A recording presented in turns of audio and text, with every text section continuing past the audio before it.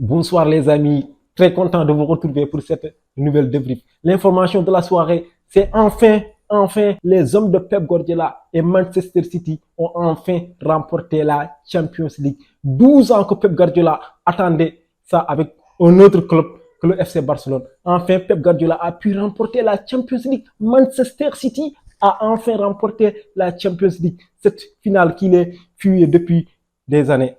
Pourtant, c'était mal embarqué. On a vu que la première mi-temps était un peu compliquée dans le jeu pour les hommes de Manchester City. Alors qu'on a vu que durant ces 3 derniers mois, Manchester City a dominé tous les adversaires, a dominé la Premier League.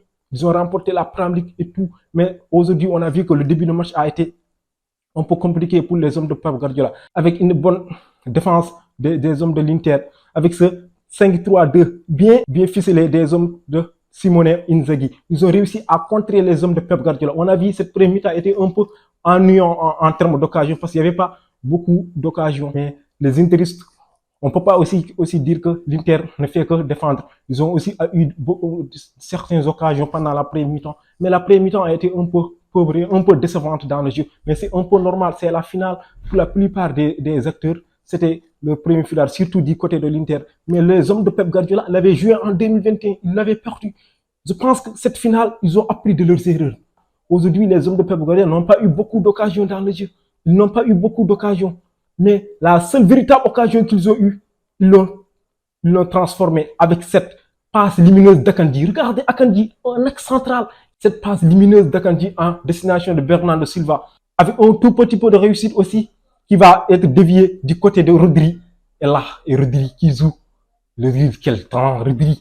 On dirait que ce n'est pas un numéro 6. Regardez la précision de sa frappe. Il contrôle toute la défense interiste pour envelopper le ballon. Même le gardien était comme un photographe. Il ne pouvait que constater les dégâts. Même si le match a été un peu compliqué dans le jeu pour les hommes de Manchester City, le mérite leur revient. C'est parce qu'ils ont appris de leurs erreurs. Les hommes de Pep Guardiola, durant la finale de 2021 par exemple, ils avaient su créer beaucoup d'occasions, mais ils n'arrivaient pas à les transformer.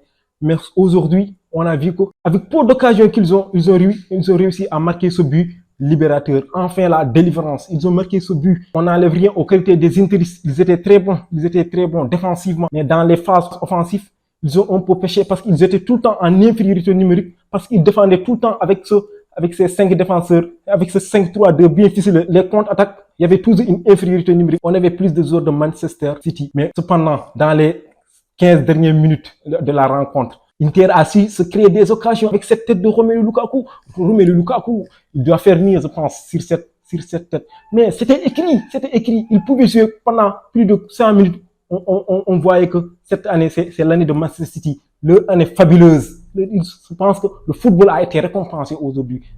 Vraiment, j'ai envie d'employer le mot mérite. Manchester City mérite amplement de gagner enfin la Ligue des Champions. Je ne peux pas terminer cette vidéo sans parler l'homme qui incarne tout ça. C'est Pep Guardiola. Pep Guardiola, il mérite ça. Ça fait 12 ans qu'il attendait ça avec Manchester City. Enfin, il a réussi à le gagner. C'est mérite. Le triplé maintenant. Manchester City a fait une triplé historique. Ils ont réussi à remporter la Premier League, la FA Cup et la Ligue des Champions qui les fut pendant tant d'années. Vraiment, chapeau aux jeunes de Pep Guardiola.